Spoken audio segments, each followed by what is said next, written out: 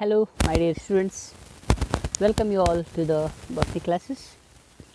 I hope you are all safe at your home and you are all doing well at your studies, etc.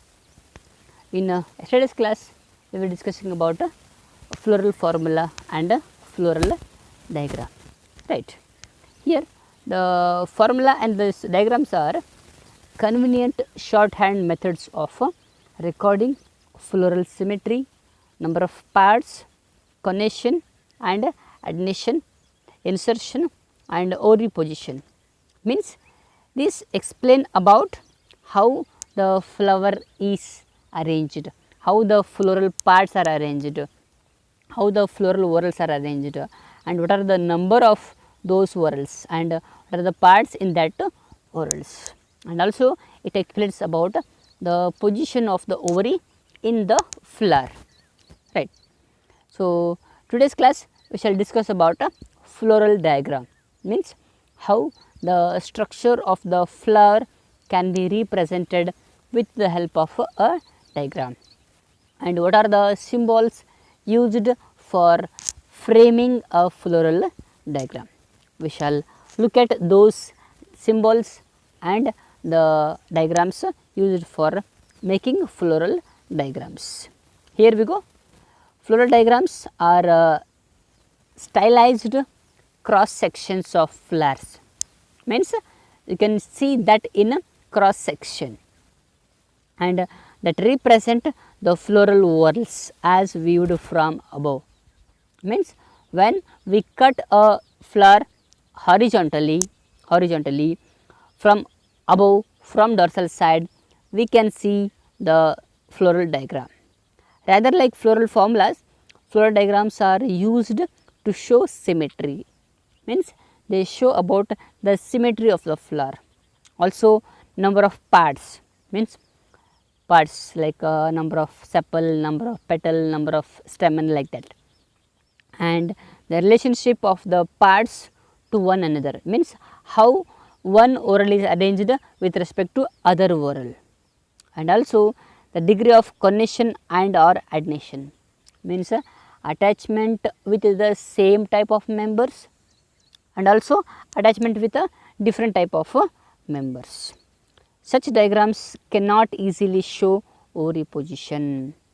It is difficult to show the ovary position since the ovary is round, elongated, oval or variously shaped. So, it is quite difficult to show ovary position, but by looking orally, by looking morphologically, visually, we can designate in the diagram. Hence, we can draw, we can frame the complete floral diagram by looking at the cross section of a flower, also by taking a cross section of the ovary, right. So, here we have various symbols which are used to frame many floral diagrams, right. Here we can see the first symbol, a dot. A dot either on the upper side or on the lower side indicates mother axis, whether the mother axis is vertical, whether the mother axis is horizontal, whether the mother axis is diagonal, etc. So, a dot placed above the diagram, below the diagram or in the diagonal direction indicates the mother axis, right. Then sepal diagram without shading, and if the same symbol is shaded with a color, it is showing petal and it has no edge. You can see here the sepal has edge in the diagram, but the petal do not have a edge. And if the petal has nectar gland,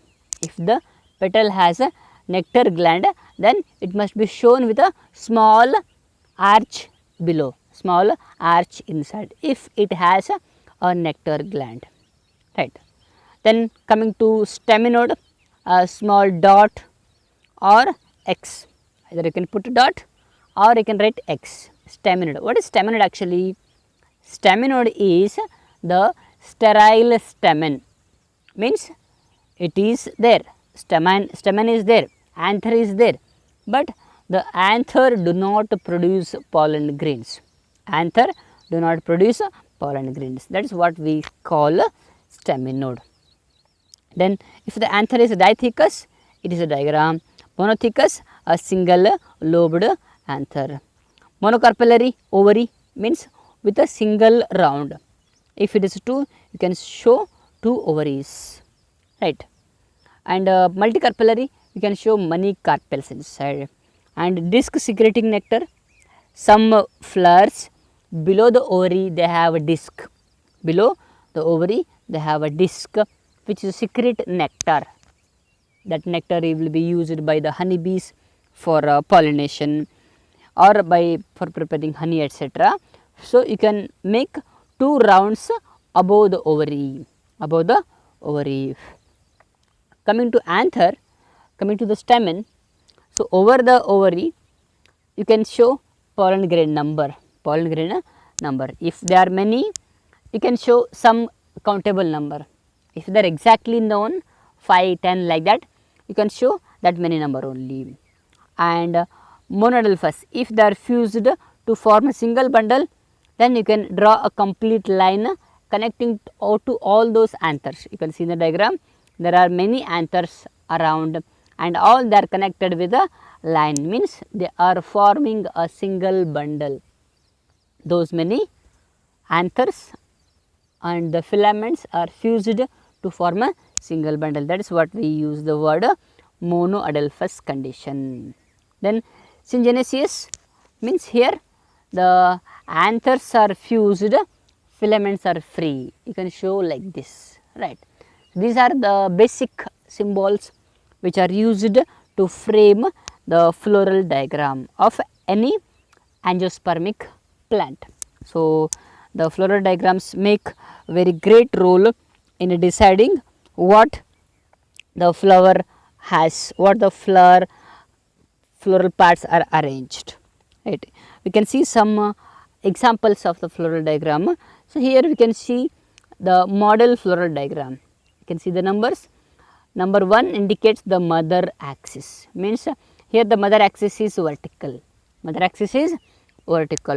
and the flower is vertical, means the flower is facing towards the light. Second indicates the arrangement of the sepal and petal, well, maybe they are fused, maybe they are free, etc. And number 3 indicates bract. Usually the bract will be shown on left or right side, bracteole will be shown either on the left or right side. And the fourth one indicates the bract which will be shown in the lower side of the floral diagram. Remember what is bract?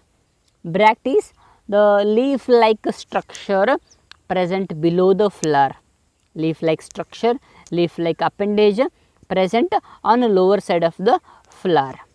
What is bracteole? Leaf like structure present on the flower.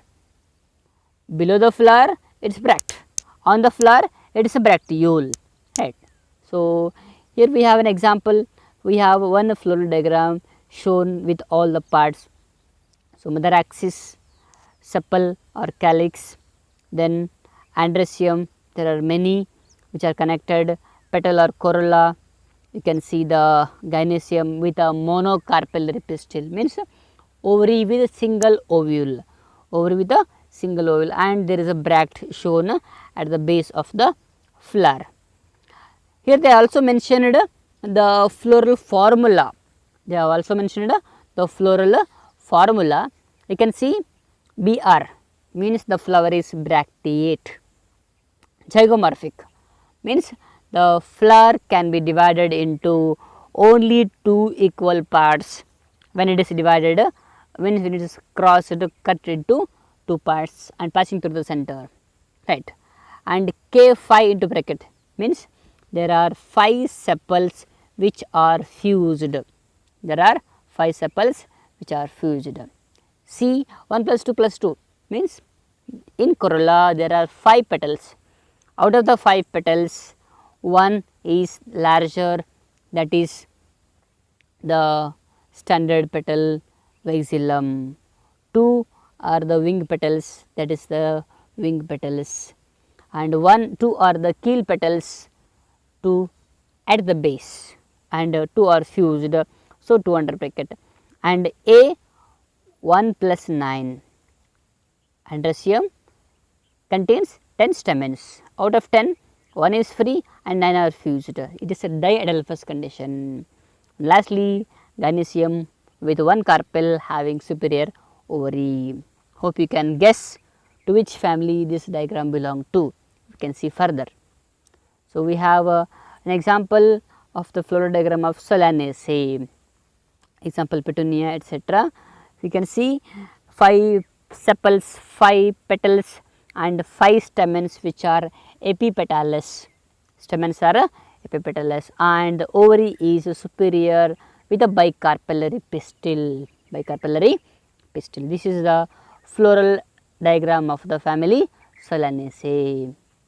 Here you can see, earlier we have seen one model diagram that is having 5 sepals fused, 5 petals, out of 5 1 is free, 2 are free, 2 are fused, and out of 10 stamens 1 is free and 9 are fused, framing a diadelphous condition, and also a gynoecium with a monocarpellary pistil. Nothing but this is a floral diagram of the family Fabaceae, right.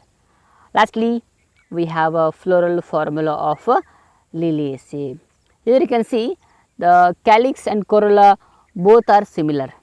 Calyx, corolla both are similar means here we have perianth, here we have tepals, means sepal and petal are not able to be differentiated, means we are unable to differentiate sepal and petal, that is what we use the term perianth.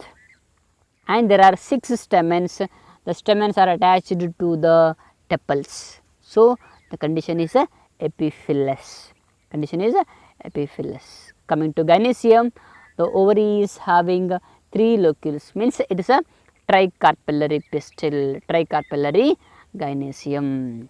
So, these are the model floral diagrams of some examples, some families. Okay. While discussing other families, we shall see the respective floral diagrams of all other families, right. So, hope this is enough for this video. Stay home, stay safe. One more thing, I am noticing that many students are not watching the videos daily. So, it is not that good habit for you students. Please make use of the time, please make use of the time, you will not get this time again.